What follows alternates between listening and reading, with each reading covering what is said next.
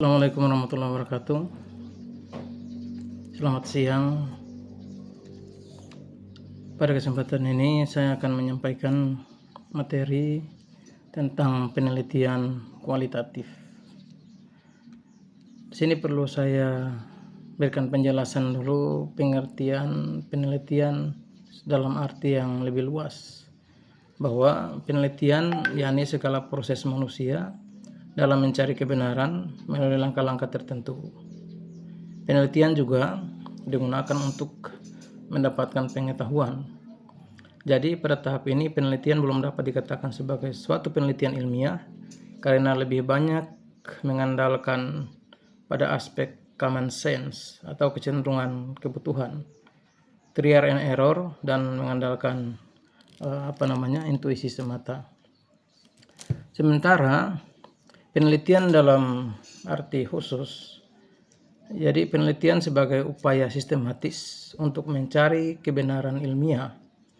Pengertian dalam penelitian ini tidak lepas munculnya dari ilmu pengetahuan yang memiliki beberapa kriteria, seperti berlandaskan pada aspek empiris, objektif, sistematis, bermetode, dan dapat dibuktikan kebenarannya.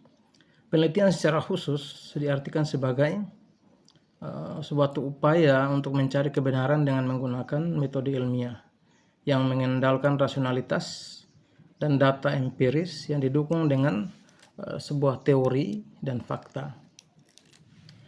Lebih lanjut, penelitian kualitatif itu sendiri. Jadi penelitian kualitatif itu satu penelitian yang lebih menitik beratkan pada proses perkembangan penemuan terhadap teori baru. Jadi penelitian kualitatif bertujuan untuk memahami suatu realitas sosial yang melihat dunia dari apa adanya, bukan dunia yang seharusnya. Penelitian kualitatif ini dilakukan pada kondisi alamiah yang bersifat penemuan atau pengembangan. Jadi penelitian kualitatif ini lebih mementingkan proses daripada hasil. Penelitian kualitatif lebih mementingkan proses daripada hasil. Di sini maksudnya bahwa adanya proses pengumpulan data. Jadi adanya proses di sini dimulai dari pengumpulan data yang dilakukan dengan tahapan observasi, wawancara yang dilakukan secara intensif dan efektif sehingga data yang diperoleh itu bersifat valid dan reliable. Di sini butuh kehadiran peneliti secara langsung. Agar peneliti dapat memahami sekaligus menyaksikan setiap peristiwa-peristiwa yang berlangsung. Yang terakhir adalah menggunakan studi dokumentasi sebagai standar pembuktian terhadap hasil observasi dan wawancara. Yang berikut masalah dan fokus dalam penelitian kualitatif. Dalam penelitian kualitatif, masalah yang dibawa oleh peneliti itu masih bersifat kompleks dan dinamis.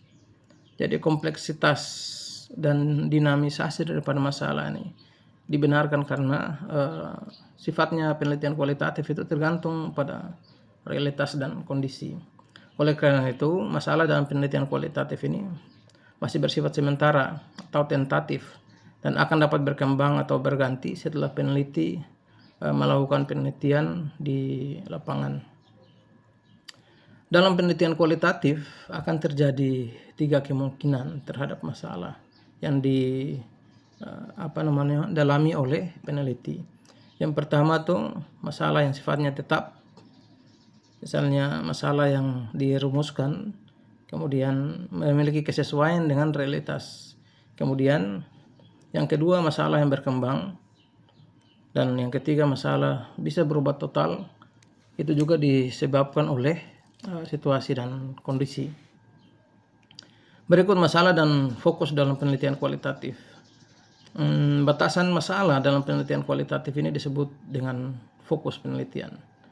Jadi fokus penelitian dalam penelitian kualitatif ini bertujuan untuk mempertajam penelitian.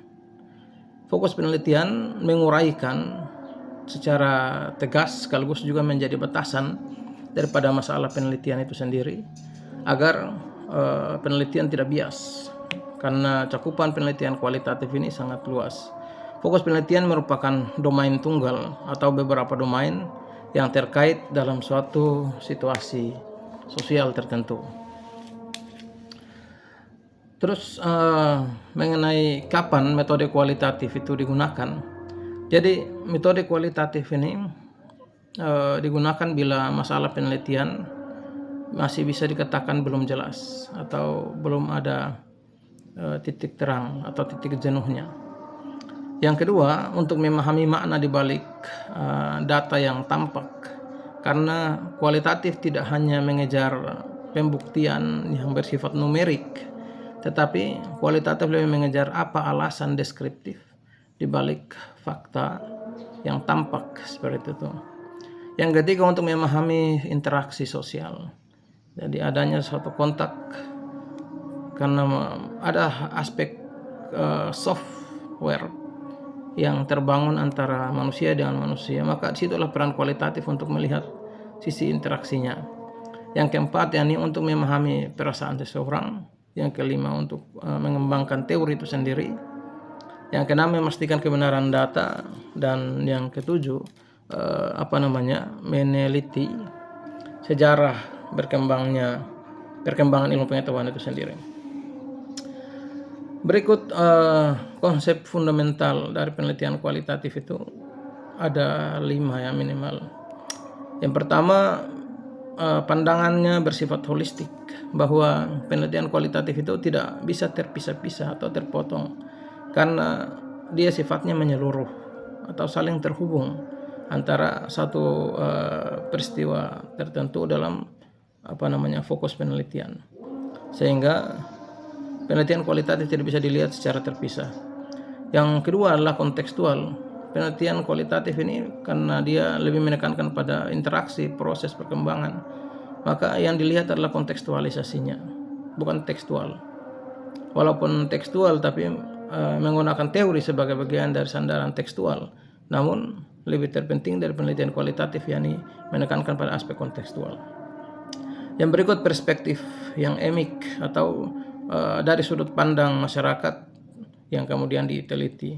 Selain itu juga perspektif etik, di mana penelitian kualitatif juga tidak hanya dilihat dari sudut pandang objek penelitian, tapi peneliti itu sendiri sebagai bagian dari realitas yang juga memiliki pandangan terhadap kegiatan penelitian.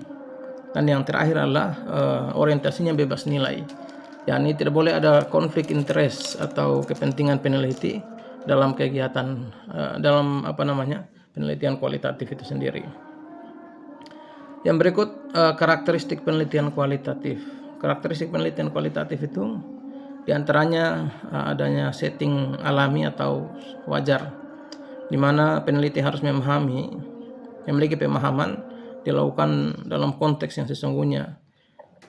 Jadi lebih menekankan kepada apa adanya. Yang kedua, instrumennya adalah manusia. Penelitian kualitatif ini menggunakan peneliti sendiri, diri peneliti sebagai instrumen utama dalam pengumpulan data, bahkan juga memaknai dan menjabarkan data. Yang ketiga, pemanfaatan dan pengetahuan intuitif. Jadi peneliti juga diharapkan untuk lebih menguasai suatu kasus, bahkan juga memiliki perasaan yang kuat terhadap apa yang hendak diteliti, menjiwai dalam hal ini ya. Kemudian yang keempat adalah analisis data secara induktif. Jadi datanya dikumpul secara personality, person dengan menggunakan sampel atau dalam bahasa lain disebut informant. Lalu kemudian dibuatlah penyimpulan setelah dilakukan triangulasi. Yang berikut laporan yang bernada studi kasus, dan yang terakhir interpretasi dalam penelitian kualitatif itu harus bersifat kekhususan atau sesuatu yang benar-benar terjadi dalam realitas penelitian tertentu. Selain itu pendekatan dalam penelitian kualitatif ini cukup banyak. Misalnya pendekatan yang pertama seperti etnografi, pendekatan fenomenologis, kemudian pendekatannya grounded theory, kemudian ada case study atau studi kasus. Selain itu analisis konten. Jadi aspek-aspek subjektif dari tingkah laku ini menjadi hal yang penting yang didasarkan pada aspek subjektivitas peneliti dalam melihat tindak pendekatan penelitian ini sendiri. Fenomenologis lebih menekankan pada aspek fenomena yang akan menjadi penelitian peneliti. Sementara studi kasus ini melihat suatu bentuk kasus tertentu secara komprehensif. Sementara grounded theory lebih pada tahapan menguji teori yang ada. Berikut etnografi lebih melihat dari aspek sosial budaya yang kemudian terbangun dalam satu lingkup penelitian. Dan seterusnya. Dalam teori penelitian kualitatif itu di bawah peneliti masih bersifat sementara. Maka teori yang digunakan oleh peneliti dalam rancangan penelitian bisa saja berkembang setelah memiliki atau memasuki lapangan penelitian.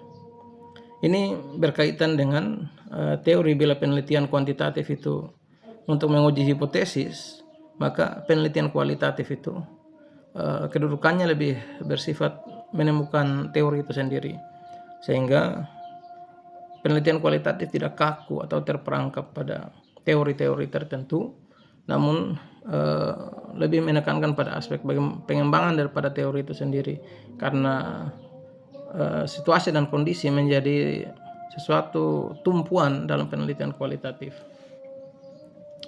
Dalam penelitian kualitatif juga, sebagaimana yang disebutkan, dia bersifat holistik, sehingga teori yang dimiliki oleh peneliti harus lebih banyak dan dapat daripada penelitian kuantitatif itu sendiri.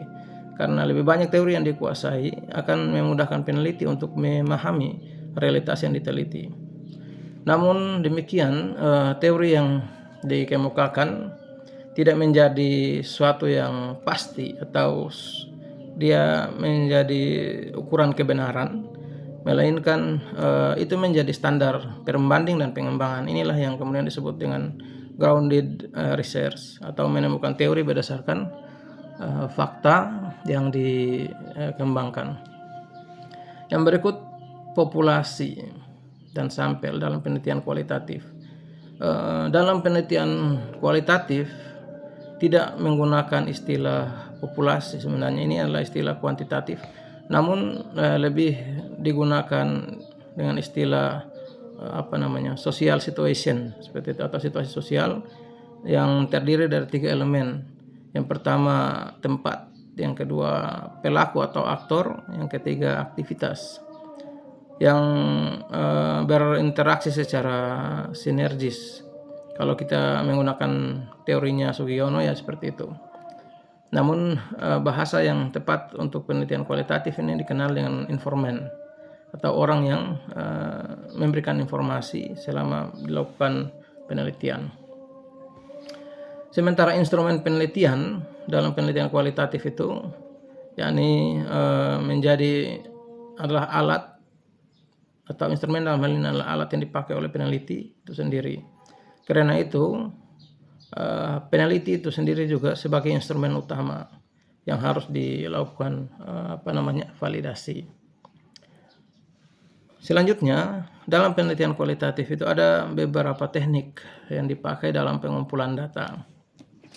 Teknik pengumpulan data di sini kalau kita lihat pada umumnya dalam penelitian kualitatif itu ada teknik observasi, teknik wawancara, dan teknik dokumentasi.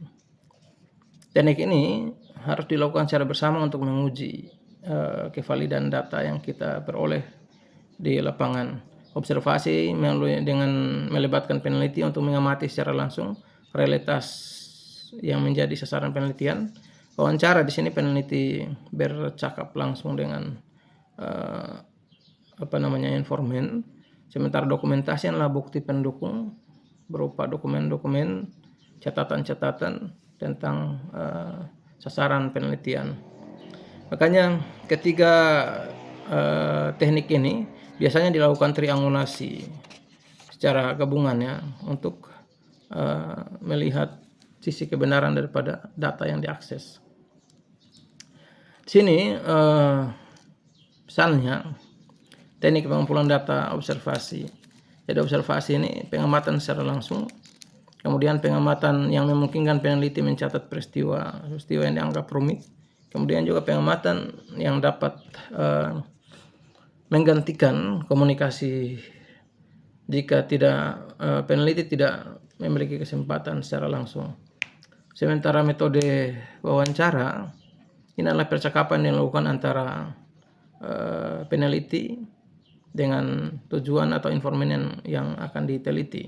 Kalau kita menggunakan teorinya Lincoln, itu ada empat tujuan wawancara. Yang pertama mengkonstruksi atau mengenal orang, kejadian, kegiatan, organisasi, dan lain-lain. Yang kedua mengkonstruksi apa yang dialami di masa lalu. Yang ketiga memproyeksi apa yang diharapkan, dan yang keempat memverifikasi, mengubah dan memperluas informasi yang diperoleh. Ini adalah tujuan daripada wawancara. Sementara jenis wawancara itu sendiri ada wawancara terbuka, wawancara tertutup, wawancara menggunakan tim, kemudian juga riwayat wawancara secara lisan atau disebut catatan lapangan. Sementara jenis wawancara yang lain bisa kita temukan wawancara terstruktur, tidak terstruktur, dan wawancara mendalam. Sementara dokumentasi adalah suatu teknik untuk mendapatkan data-data seperti yang disebutkan, yakni catatan-catatan, transkrip, buku, jurnal, mungkin juga catatan notulensi. Dokumen ini digunakan untuk keperluan penelitian karena sumbernya dianggap stabil dan kaya sebagai kegunaan atau bukti pengujian data dari fakta yang ditemukan melalui observasi dan wawancara. Kemudian juga bersifat alamiah yang sesuai dengan konteks, baik lahir dan berada dalam konteks lahiria, sesuatu yang terjadi di selingkup kegiatan. Kemudian juga murah dan dapat diperoleh dan dianggap tidak reflektif. Yang berikut validitas atau penilaian kebenaran. Dari sini dalam penelitian kualitatif ini menggunakan inquiry, menggunakan validitas inquiry. Dilakukan dengan benar-benar sehingga menemukan penafsiran sesuai dengan hal yang sebenarnya. Yang berikut triangulasi, mengecek kebenaran data sesuai dengan interpretasi dari berbagai aspek ya. Makanya ada tadi triangulasi observasi, triangulasi wawancara, dan triangulasi dokumentasi. Ini harus dilakukan secara bersamaan untuk menguji kebenaran daripada data itu sendiri. Kemudian reliabilitas data penelitian kualitatif. Jadi ada beberapa model yang reliable. Ada 3 ya setidaknya. Jadi di antaranya seperti reliabilitas quixotic, yakni keadaan di mana suatu metode dapat menghasilkan data yang dianggap sama seperti itu. Kemudian reliabilitas diakronik, yakni jika datanya stabil, yakni observasi, wawancara, dan dokumentasi. Kemudian juga reliable sinkronik, yakni adanya persamaan hasil pengamatan dalam kurun waktu yang sama. Sementara tahap akhir yakni analisis data. Dalam analisis data kualitatif, data yang diperoleh dari berbagai sumber dengan menggunakan teknik pengumpulan data yang tadi sudah disampaikan, itu kemudian dianalisis dengan cara mengorganisasikan data, menjabarkan data ke dalam unit-unit, melakukan sintesa, menyusun ke dalam pola, memilih mana yang penting dan mana yang akan dipelajari, dan setelah itu ditariklah kesimpulan.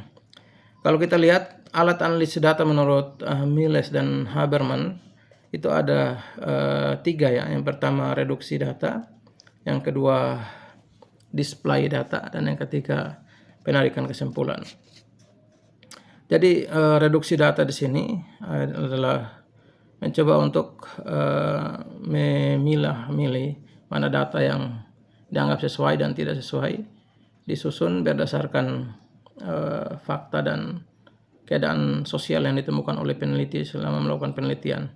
Kemudian display di sini juga adalah bagian dari cara yang dilakukan untuk melakukan pengkodean, kodifikasi, serta mengerjakan beberapa data yang dianggap lebih memudahkan pembaca. Sementara kesimpulan di sini adalah suatu model penarikan atau justifikasi oleh peneliti terhadap data-data yang diperoleh menjadi suatu pernyataan untuk melakukan pembuktian secara serius, dan kesimpulan ini jika benar akan melahirkan teori itu sendiri. Baik, mungkin itu yang dapat saya sampaikan. Sekali lagi terima kasih atas perhatian dan pengertiannya. Semoga apa yang saya sampaikan ini bermanfaat bagi kita semua. Demikian, wassalamualaikum warahmatullahi wabarakatuh.